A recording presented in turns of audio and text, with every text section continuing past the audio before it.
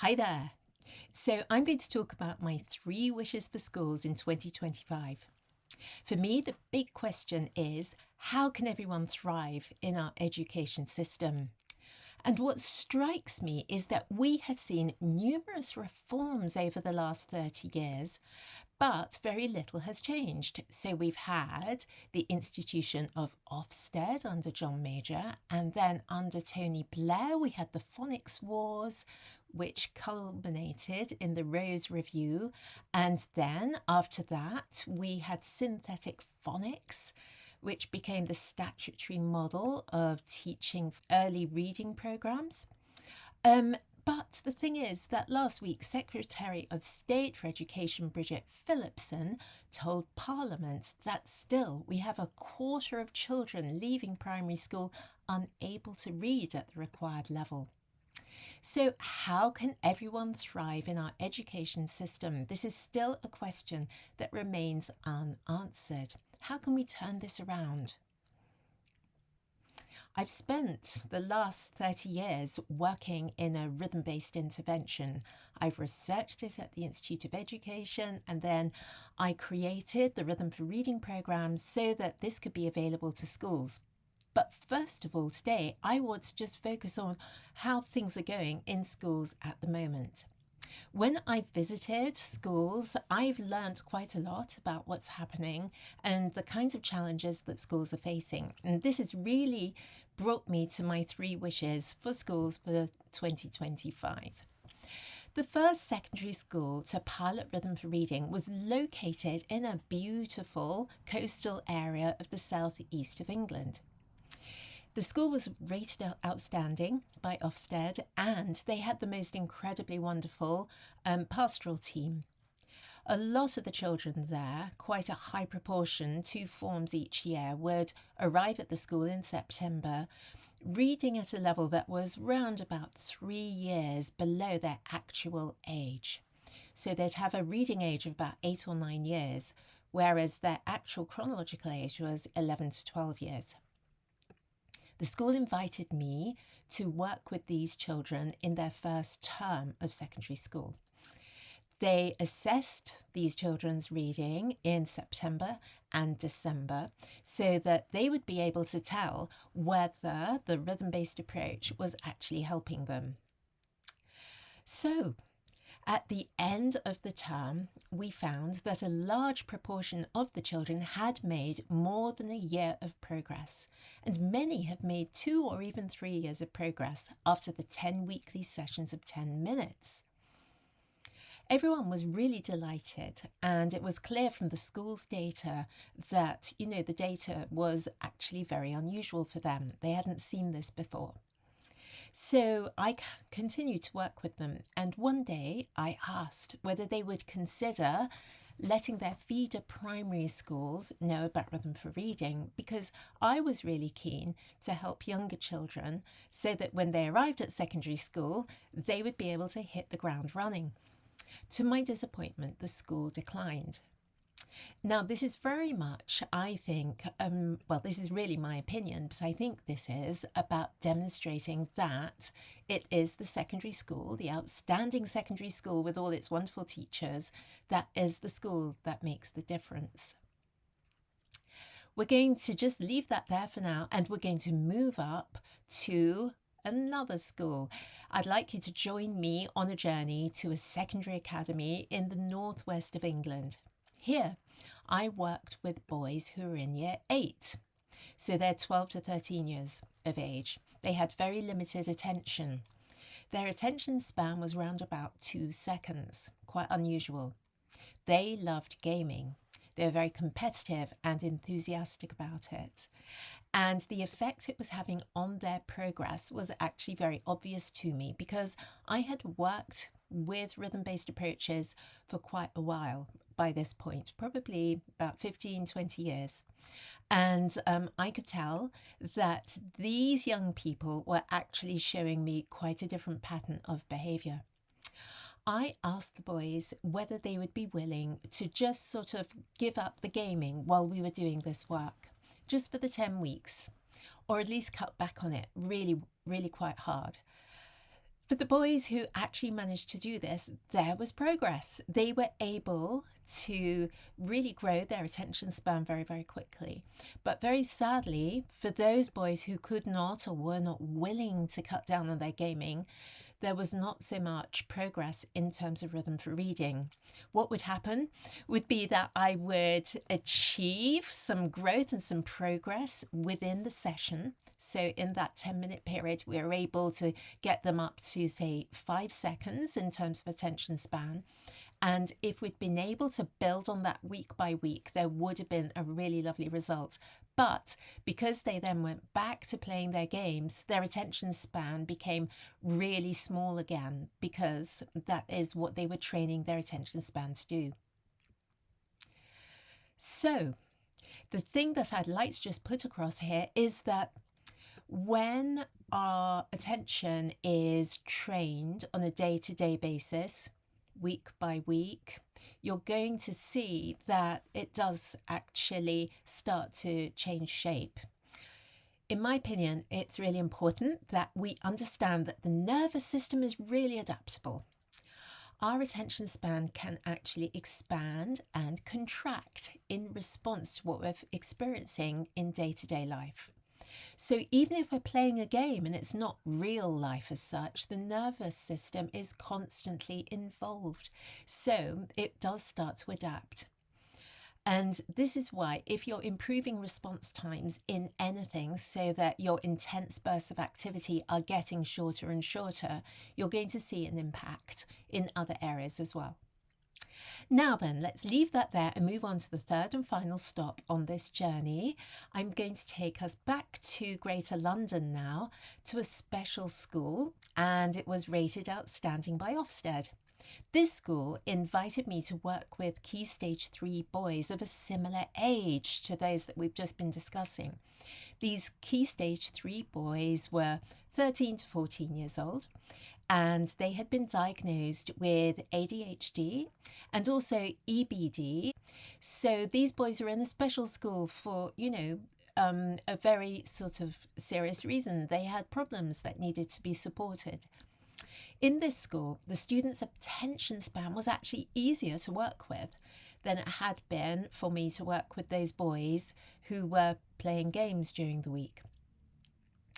And to me, this was quite remarkable, considering that these children in the special school had attention difficulties and they had special educational needs that had been diagnosed. But actually, the results were very positive. They responded really well to the rhythm-based approach. And I would say that the students with ADHD, they responded particularly well.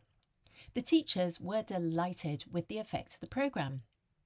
And their assessment of their students, which was just purely based on their professional judgment, mirrored the transformation that I was seeing in the reading scores. And yet, when Ofsted returned for the next inspection, all was not well. The improvement in academic standard that the school was seeing in these boys was not really enough for the inspectors. They wanted to see that the school had recorded standardised data during the intervention, just as the school in the southeast of England had done, the one that we looked at first. It was really not enough for schools to rely on a standardised report by an external provider like me. So I always tell schools how important it is to use tracking data if they invite somebody from outside into their school. Now, in my opinion, there should be a little bit more room for disciplined intervention and innovation in schools because, not everybody does learn in the same way. And it may be that it's possible to use a conventional method such as synthetic phonics, but to go deeper and to extend it by using a complementary approach such as rhythm. So I really do feel that there should be a little bit more scope and encouragement for schools to explore complementary and well-researched approaches. And I would want schools, obviously, to do this in a really systematic and methodical and structured way. So if I reflect on these experiences and the overall opportunities to learn from them, I would say that in 2025, I have got 3 wishes for schools. My first wish is that schools are able to openly discuss good practice that supports educational outcomes for the children, rather than focusing on how to make the school look really, really good. And my second wish is that schools are encouraged to acknowledge the challenging impact of technology on children's learning. Their overall educational attainment is so important. I mean, they just really get one shot at their education, and we need to be really supportive and really straight with them about how attention can be severely affected by video games and other activities where you're always working towards a personal best that is in the sort of region of milliseconds or seconds. And my third wish is this: that teachers' professional judgment is respected to a far greater extent. Some pupils do not make expected progress when conventional methods of teaching are delivered. The fault does not lie with the teacher or the child, but a more nuanced approach, rather than a more of the same approach, may be required. I often think about those year 8 boys in the Northwest who, as a peer group, were obviously very keen on their gaming. That happened about 10 years ago, and since then, we've seen that social media, overall screen time, and participation in video games and cyberbullying are really taking over the lives of adolescents and young people and children. The Department for Education, in their State of the Nation 22 report on children and young people, found that 25% of them are not able to concentrate in class.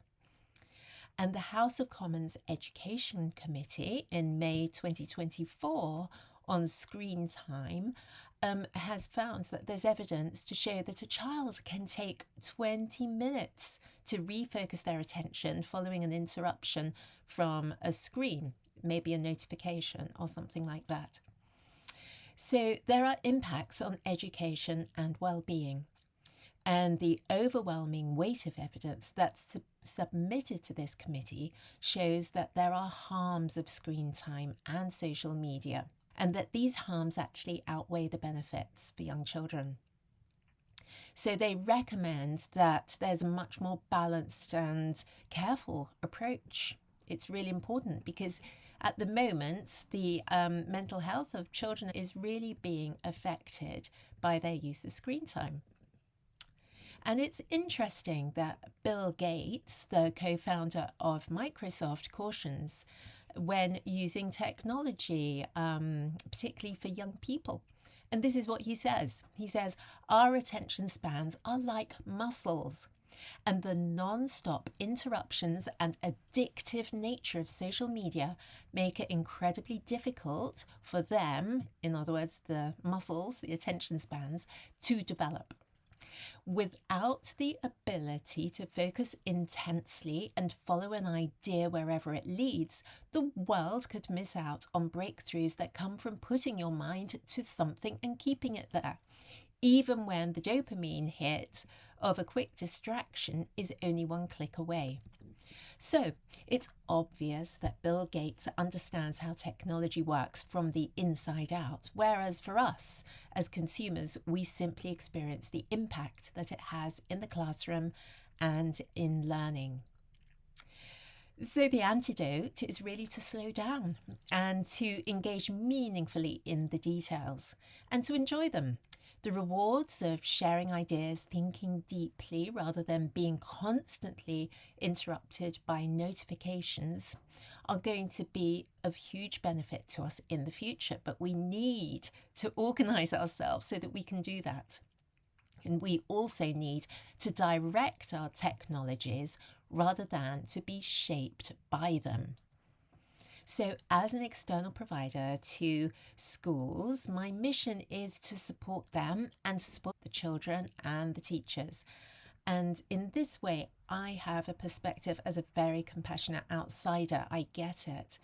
My 3 wishes for schools in 2025 are that we address the impact of technology on children's attention, and that schools are expected to share best practice.